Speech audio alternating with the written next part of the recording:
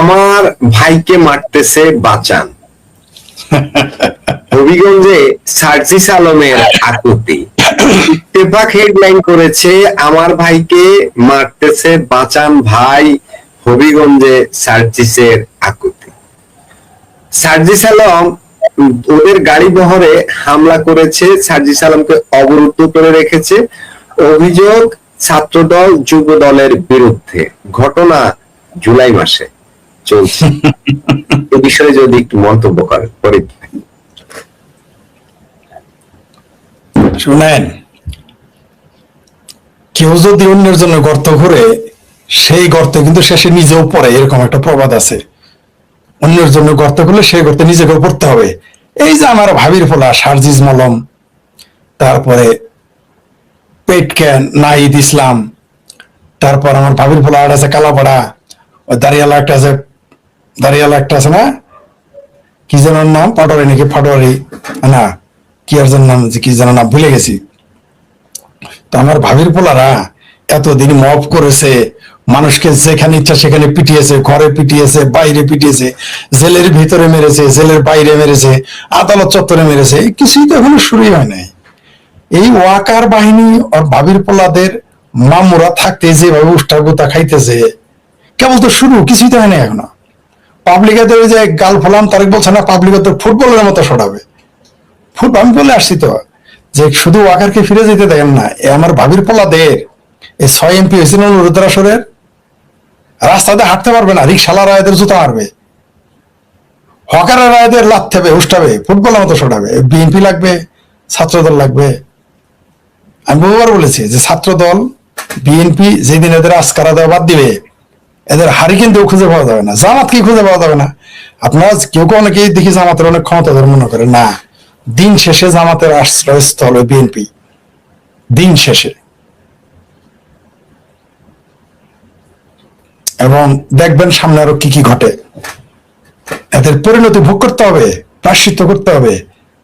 যারা পালায় যাবে তারা তো যাবেই, কিন্তু যারা দেশে থাকবে, শুধু ক্ষমতার পরিবর্তন লাগবে না, শুধু সেনাবাহিনীকে শুধুমাত্র ব্যারাকে ফিরে যেতে দেন। এই বিএনপির আমলেই এই ডিসেম্বর আগে দেখেন ওরা কয়বার করে উষ্টা খায়, পাবলিক ওরা কিভাবে ফুটবলের মতো সরায়। এগুলো তো শুরু, পাপে বাপকে ছাড়বে না, ধরবে এদেরকে। যুবদল ছাত্রদল কেন আক্রমণ করবে? যুবদল ছাত্রদলের কি প্রতিদ্বন্দ্বী সার্জিস আলমরা বা এনসিপিরা বা সমকক্ষ? আমি তো মনে করি বিএনপির এখানে আক্রমণ করে দরকার কি, যুবদল ছাত্রদল এরা সারা দেশে মিলে তো ওরা 500 হবে না, কারণ এদেরকে অনুরোধের আসলে এমপি আইনে বানায় দেওয়া হয়েছে শোপিসের মতো।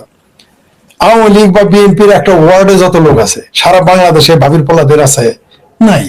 ছাত্রদল এদের ওই কি ওই রাস্তার কচু পশ্চাৎ দেশে ডলার দরকার ছিল না, পাবলিকের হাতে ছেড়ে দেয়, পাবলিকই বুঝবে এদের কি করবে। শুধু পাবলিকে ছাত্রদল ভেটোটা দিলেই হবে, দেখবেন এদের কি হবে। ছাত্রদল এদের পেটাইছে যদি সত্য হয়ে থাকে, তাতে এদের ইজ্জত বাড়ছে, ইজ্জত তো কমে নেই। এদের আমার ভাবির ফোলাদের এই ন্যাশনাল কটকটি পার্টি, এদের তো ইজ্জত বাড়ছে আমার মনে হয়। ছাত্রদল এদের পেটেছে, ইজ্জত বাড়ছে না, কারণ এরা তো লাথি উষ্টা খাবে সাধারণ মানুষের, কোন সংগঠিত রাজনৈতিক দলের না। এদের কপালে আরো শনি আছে, দেখতে পারবেন আমার ভাবির ফোলাদের। শুধু ব্যারাকে ফিরে যেতে দেন, ব্যারাকে শুধু সেনাবাহিনী ফিরে যেতে দেন। আমি বারবার এটা বলেছি। জি, ধন্যবাদ। ফরিদ ভাই, রাজশাহী বিশ্ববিদ্যালয়ের আর একটা ঘটনা। সালাউদ্দিন আহমদ রাজশাহী বিশ্ববিদ্যালয়ের জিএস, রাকসুর জিএস, 2 জন ছাত্রকে প্রচন্ড মারধর করেছে। তারপর মামলা হয়েছে ওই যারা মার খেয়েছে তাদের নামে, এবং তাদেরকে পুলিশ ধরে নিয়ে গেছে। এটা এখনো কি ইউনুসের সময় আমরা এমনটা দেখেছি? এই ঘটনা ঘটেছে। আবার গতকাল আমাদের হোম মিনিস্টার বলেছেন আইন শৃঙ্খলার উন্নতি না হলে বিনিয়োগ আসবে। এখন আইন শৃঙ্খলা আসলে উন্নতির করার মতো সরকারের কি আদৌ কোনো সদিচ্ছা আছে? এই রাজশাহী বিশ্ববিদ্যালয়ের ঘটনাটা একটু যদি দেখেন। আবার এটাকেও আপনি জুড়ে দিতে পারেন যে সার্জিস আলমদের উপরে হামলা, যেটা অভিযোগ ছাত্র যুব দলের বিরুদ্ধে। আইন শৃঙ্খলাটা আসলে অবনতিটা ঘটাচ্ছে কারা? এখন 19 ঘর পাড়া 20 ঘরই তারা, আইন শৃঙ্খলার অবনতি করে কারা, এটা তো আমি খুঁজে পাইতেছি না। তারাই তো সব জায়গায়, সরকারি দলেও তারা, বিরোধী দলেও তারা, অনুরোধের আসরে স্বতন্ত্র এমপিও তারা। এইখানে কার উপরে দোষ দেয়? এই আমাদের মুশরাকা স্বরাষ্ট্রমন্ত্রী। এই কথাটা তো আমরাই বারবার বলে আসছিলাম, আপনার চ্যানেলও বলেছি, যে যেই দেশে আইন শৃঙ্খলা ঠিক থাকে না, আইন শৃঙ্খলা অবনতি ঘটে, সেই দেশে কেউ বিনিয়োগ করবে না, কোনো পাগলেও না। এটা তো আমরা বলে আসছি। তখন আমাদের বলা হইলো আমরা ভারতের দালাল, আওয়ামী লীগের দোসর। এখন তাহলে কি এই আমাদের মুশরাকা স্বরাষ্ট্রমন্ত্রী আওয়ামী লীগের দালাল হয়ে গেল, ভারতের দোসর হয়ে গেল, শেখ হাসিনা দোসর হয়ে গেল? আমরা তো এটা বারবার বলে আসছি, এই কথাটাই তো বলি। আর আপনি যেটা ওনার বললেন, যদি সদিচ্ছা থাকতো, হোম মিনিস্টারের সদিচ্ছা থাকলে যে ছেলেগুলোকে মারা হলো, ওরা গেল জেলে, যে মারলো তার কিছু হলো না। আহা, এই জন্য তো প্রবাদ আছে, উদুর পিন্ডি বুদুর ঘাড়ে। এটি তো বাংলাদেশের রাজনীতি। মানে যে মাইরও খাইলো, জেলেও গেল। আর যে শিবিরের জঙ্গি আম্মার বুক ফোলায় সিনা টান করে ঘুরতেছে, ভালো করেছে। যেহেতু আইন আদালত কাজ করতেছে না, জনতার আদালতে আম্মারদেরও বিচার হবে, আম্মারদের মামুদের ওয়াকারেরও বিচার হবে, আম্মাদের বাপ ইউনুসেরও বিচার হবে, আম্মারদের খালাতো ভাই ভাবির বলাদেরও বিচার হবে। গণ আদালতে এদের বিচার করবো আমরা, যদি আমরা বেঁচে থাকি। এই আমরা মরে গেলেও সমস্যা নাই, বাংলার জনগণ এদের বিচার করবে গণ আদালতে। এই সমস্ত জঙ্গিদের, এই শিবিরের জঙ্গিদের। স্বরাষ্ট্রমন্ত্রী পারে নাই, স্বরাষ্ট্রমন্ত্রী তো পারবে না, কারণ স্বরাষ্ট্রমন্ত্রী এদের কাঁধে চড়েই তো ক্ষমতা এসেছে। বিএনপিরা তো বলেই দিয়েছে তারা দুই বাপের এক পোলা। সারা জীবন শুনে এসেছি যে এক বাপের দুই পোলা হয়। এই প্রথম আমরা শিখলাম যে দুই বাপের এক পোলা হয়, সেটা হলো শিবির আর ছাত্রদল, বিএনপি আর জামাত।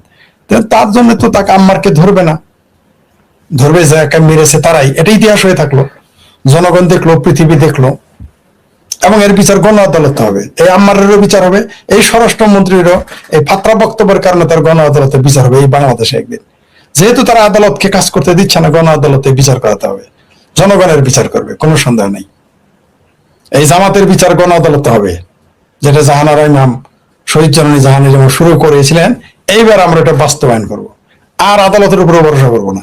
গণ আদালতে যে বিচার হবে, গণ আদালতে এদের রায় কার্যকর হবে, আর ছাড় দেওয়া হবে না। ফরিদ ভাই, আরেকটা মূল আলোচনা আছে, সেটা হলো হঠাৎ করে ভাইরাল হয়ে গেছে হবিগঞ্জের বিউটি রানী পাল, জি, প্রধান শিক্ষিকা ওখানকার একটা প্রাইমারি স্কুলের। তিনি শ্রাবণের মেঘগুলো উড়ে গেল আকাশে, এরকম একটা 90 দশকের একটা ব্যান্ডের গান, যেটা আমরা আমাদের ছোটবেলায় শুনতাম। ওই ওই গানটাকে ব্যাকগ্রাউন্ডে রেখে তিনি নেচেছেন বলতে এটাকে নাচা বলা যাবে না, অনেকটা ওই রকমই, বাট এটাকে অশ্লীল ট্যাগ দিয়ে ওনাকে ট্রোল করা হয়েছে। এ নিয়ে তার পক্ষে দাঁড়িয়েছে টোটাল শিক্ষক সমাজ, এমনকি সাধারণ মানুষ পর্যন্ত সোশ্যাল মিডিয়া তার পক্ষ হয়ে দাঁড়িয়েছে। এবং অনেকগুলো রয়েছে, যেমন একটা হেডলাইন দেখাই আপনাকে, আঁচলে বিপ্লব, সুরে দাবানল, শ্রাবণের মেঘে এবার গর্জনের ভাষা, বিউটি রানী পাল।